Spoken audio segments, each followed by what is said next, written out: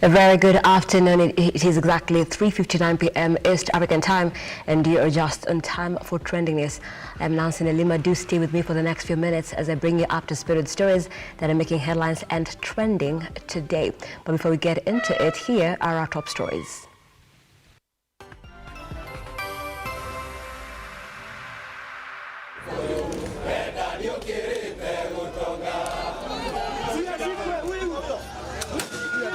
On trending news today, police clashed with Mine and Jenga supporters outside DCI headquarters after the former Mungiki leader presented himself for questioning. Stakeholders called for the review of the Finance Bill 2023 in a public participation exercise in Nairobi. And Interior CS Kithure Kindiki oversees the post-mortem of 125 bodies exhumed in Phase 2 exercise in Shakahola Forest.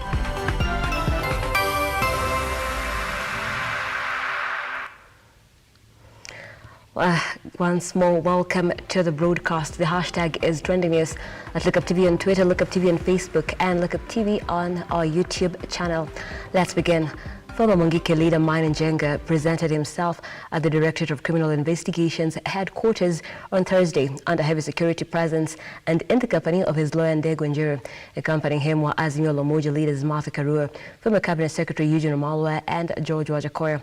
Also present were former Murang'a Governor Mwangi Wairia, and former Member of Parliament Jeremiah Kioni.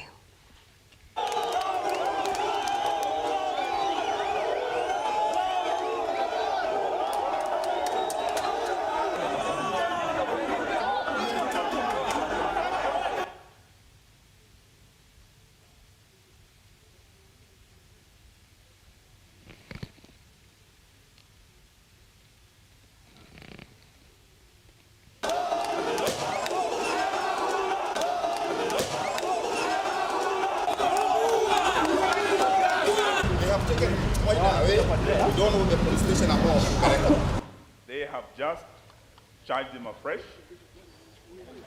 and as they were charging him, we were insisting that he be accompanied by his lawyers to court. Unfortunately, they were able to sneak in and sneak our client out of the room where we were. As we speak, we're told he was being taken to Nakuru courts. We have also been told they are headed towards Kiambu courts. They are actually going to Kiambu. In a very clandestine manner. We're very embarrassed. And I must say this as the last Minister for Justice of the Republic of Kenya. We were also with another Minister for Justice, Honorable Martha Karua, that our DCI and our police can behave in such an unprofessional manner to be able to steal a client from his lawyers and disappear with him. We want to say today that Mine Njenga is a Kenyan. They might call him a former Mungiki leader, but he is a reformed leader who is a bishop of the Hope Church, and he has every right to be treated according to the provisions of our constitution. Right, and that Mine Njenga story will be coming your way in a subsequent bulletins at 7 p.m. and 9 p.m. More details of that story about when he'll be arraigned next in court next month. Moving on, the Parliamentary Committee on Finance has continued taking views from Kenyans concerning the 2023-2024 financial year. The budget, different stakeholders have opposed the bill, stating that the taxation already is very harsh on Kenyans who are still struggling with the high cost of living. I think it is not very clear on then at what point do you determine this, when the 100 million is, because we acknowledge the fact that, yeah, you could be a startup at the beginning of the year, but then you cross the margin in the middle of the year. So I think we need to be very specific. So the thing is two-way. Choose which one is a better option for Kenya, for taxes, for development, and for these people to make business and continue operating in Kenya. We built 1,370 units in Park Road, here in Ngara. That project had 8,500 doors. And the Chinese guy who was building there wanted to bring us doors from China, which were very cheap. and probably better quality. Tukakataa. Tukasema hii milango itajengwa na watu wetu ya Juakali. Chair, we gave Juakali people a 120 million contract. Hawajai kuona pesa kama hiyo. Sasa Chair, look at that comparison. If 1,370 units gives you 8,500 doors, and you give Juakali artisans 120 million, how about if you get to 200,000?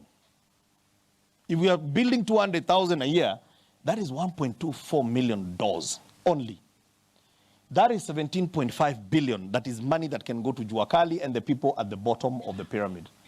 So, Chair, numbers don't lie.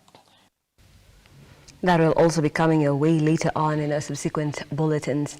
Now to the coast region, the dusk to dawn curfew in Chakama Ranch has been extended for a further 30 days. This is according to Interior Cabinet Secretary Kithure Kindiki, who made his way to Shakahola on Thursday. The Cabinet Secretary has urged leaders not to politicize the matter and let investigations and the exhumation exercise continue smoothly. We'll also be making further communication regarding search and rescue, but that communication will make it from Shakahola later today after I visit the officers who are in the field. The director of the homicide and pathologist, Dr. Johansen Odwor, the government chemist team, well-wishers who have supported us with the supplies for the operation, for a great and patriotic job they have done over the weeks, not only to relay the truth from here, government, I say, asanteni sana. They continued to resist eating, to feed the victim of this horrible crime with a lot of resistance, but because they had already been weakened significantly to succumb last evening.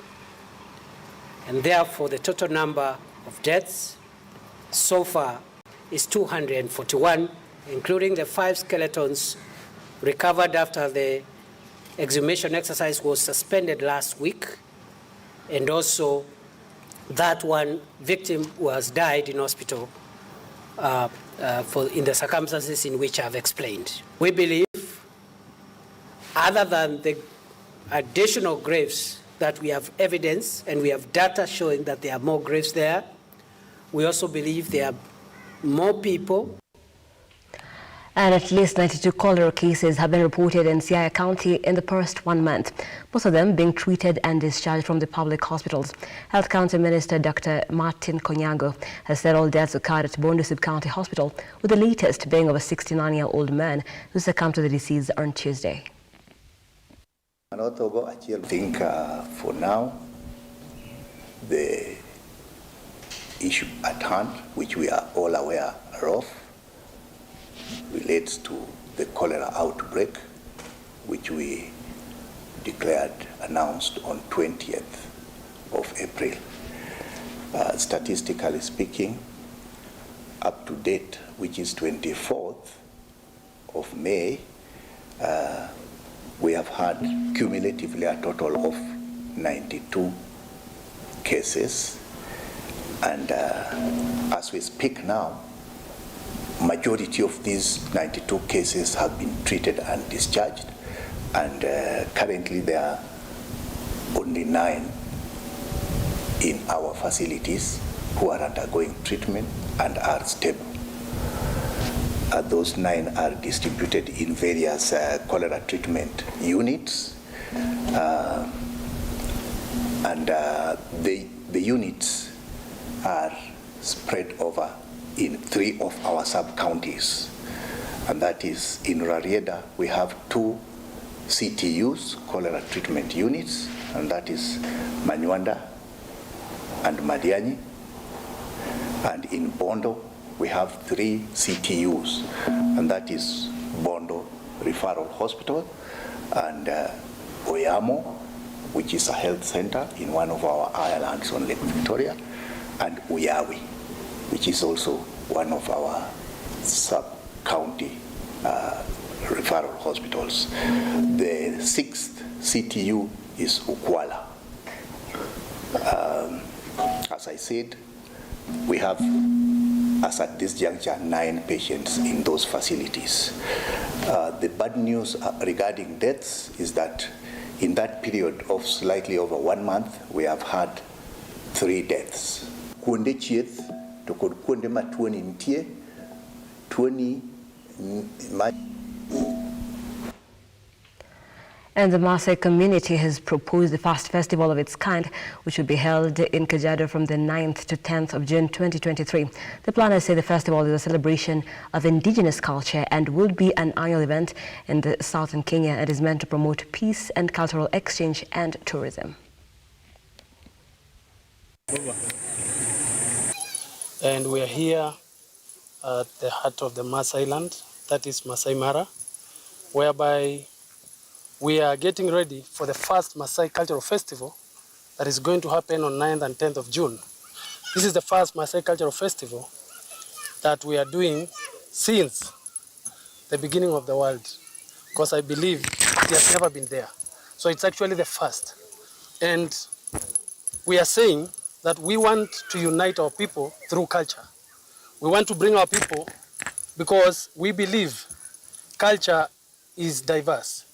Believe that through our diverse cultures, we are able to connect, we are able to work together, we are able to live together.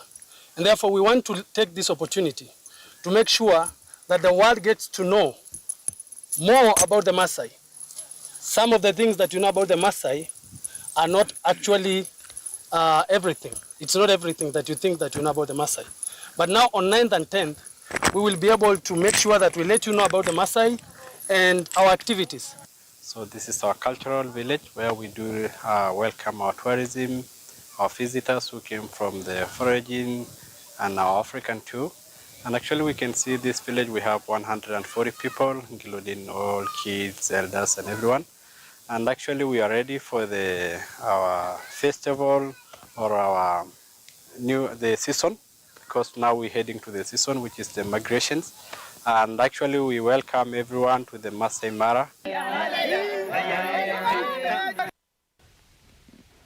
Now, Embu County will benefit with 4 billion Kenyan shillings as it finalizes on preparations of Madaraka's Day celebrations that will be held in the county. The event rehearsals that were graced by Embu County Governor Cecily Mbarire, Interior Principal Secretary Raymond Omolo, among other heads of state departments, so the military conduct a fly past and marching that is set to happen on the 1st of June.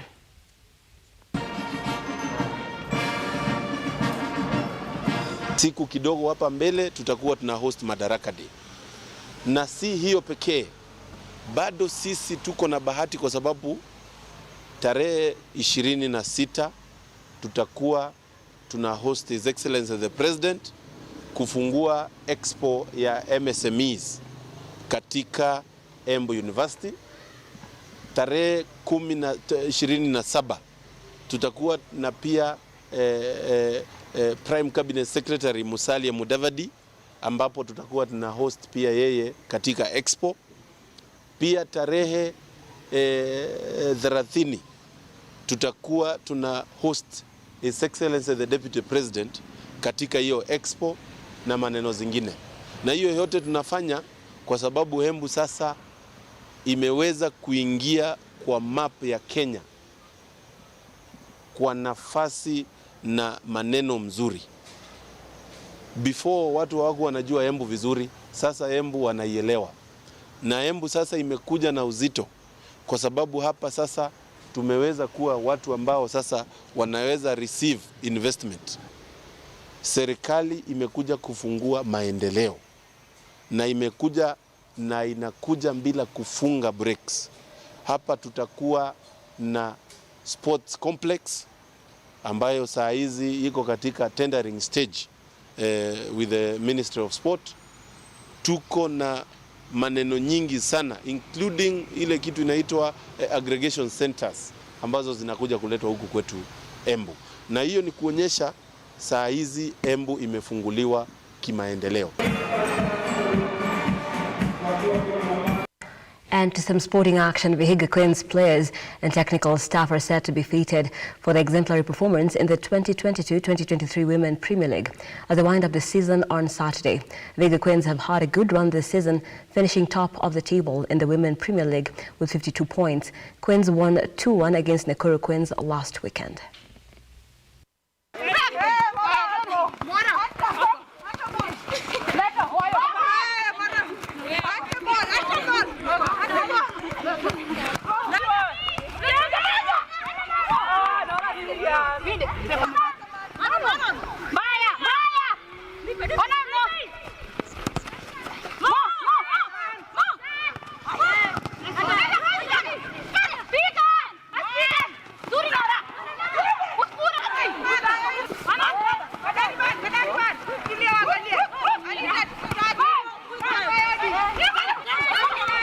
League season imekuwa very challenging and amazing at the same time. First of all, I think I will have to acknowledge teams ziwe participate. Wametupea challenge ingine kubwa sana. Na mimi personally naweza sema hiyo challenge ilikuja na extra work. You have to be there for the team to make sure team imeweza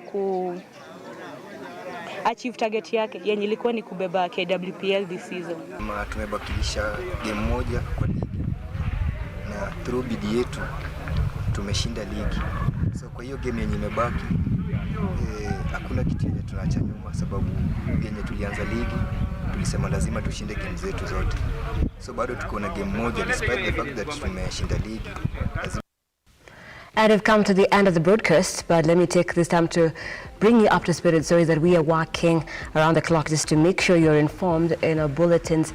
At 7 p.m. Lookup Tarifa and at 9 p.m. Lookup News. Maina Njenga grilled at the DCI offices.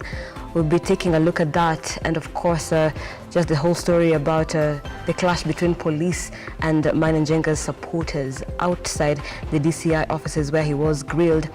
And as well we'll be taking a look at the Shakahola update. Of course, the exhumation of the second phase of the bodies that were exhumed, 123 bodies, has started today, overseen by Interior Cabinet Secretary Kithure Kindiki.